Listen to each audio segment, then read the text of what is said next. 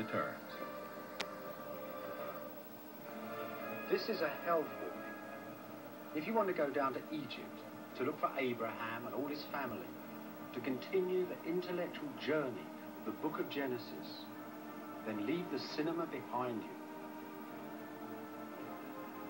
Its vision of ancient Egypt, based on Victorian paintings like this one, is correct in all its detail, but mistaken in its broad assumptions.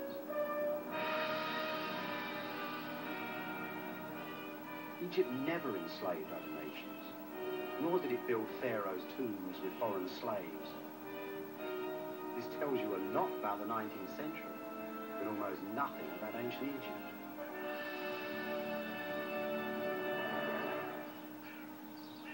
Let's start at the beginning. The book of Genesis tells us that the generations of Abraham, Joseph, Jacob, and Moses all went down into Egypt. But is there any scientific evidence of such foreigners ever living in Pharaoh's kingdom at all? At the archaeological site at Tel el-Dabba in the Egyptian Delta, they dug up the very town that such travellers would have seen when they first crossed the deserts to go down into Egypt. You know, it's not very often these days you can actually suddenly come across something completely new which really verifies the truth of ancient history. So most of the ancient history we've got is built on a framework of ancient books themselves and, of course, the Bible. And it's very seldom you can come across something which actually seems to corroborate things that are going on in the Bible, major events that took place over hundreds of years. So this, in the Egyptian Delta, this strange little field, is one of the most important things in the Middle East since the Second World War. Here, look, just like ordinary fields, right?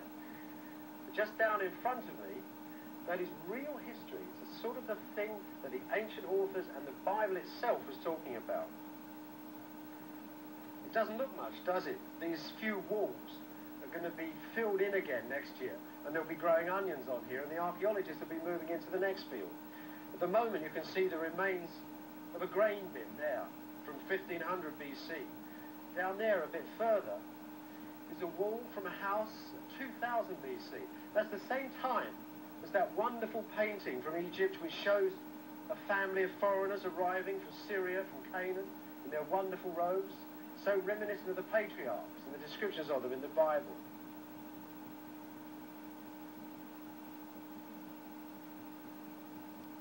The reports of the Austrian archaeologists showed what modern science could make of what at first seemed to be one of the most unpromising sites in Egypt. Under the little houses of ordinary people, in small graves, they found family treasures and the very bones of the foreigners, people like Abraham and Joseph who had come down into Egypt. And at the dead men's feet, they even found the bones of the little horses that had carried them on their travels.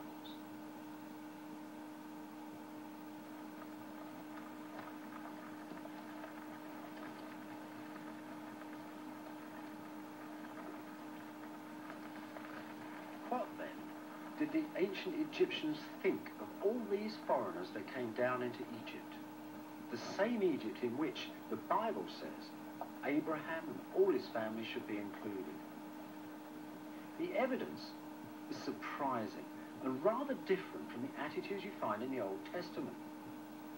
The facts are best seen in Egypt's famous tomb paintings, like those in the 3,500-year-old tomb chapel of the Vizier Rechmireh at Thebes. The amazing care and interest that the Egyptian artists showed when they looked at foreigners. How intrigued they were by them all. Here are black people from the south, and they're bringing tribute to the man who owned this tomb. What are they bringing? Logs of ebony, wild cheetahs from the desert, white desert foxes, baboons jumped up and down when the sun came, elephant tusks, ostrich eggs, ostrich feathers, more monkeys. And look at this marvel. I bet few Egyptians had ever seen a giraffe, especially one with a monkey on its neck. And look here, change of pace now, not animals and people from the south, but fair-skinned people, Syrians, Palestinians from the north, elegant men in long white robes, with a baby elephant, and a bear from the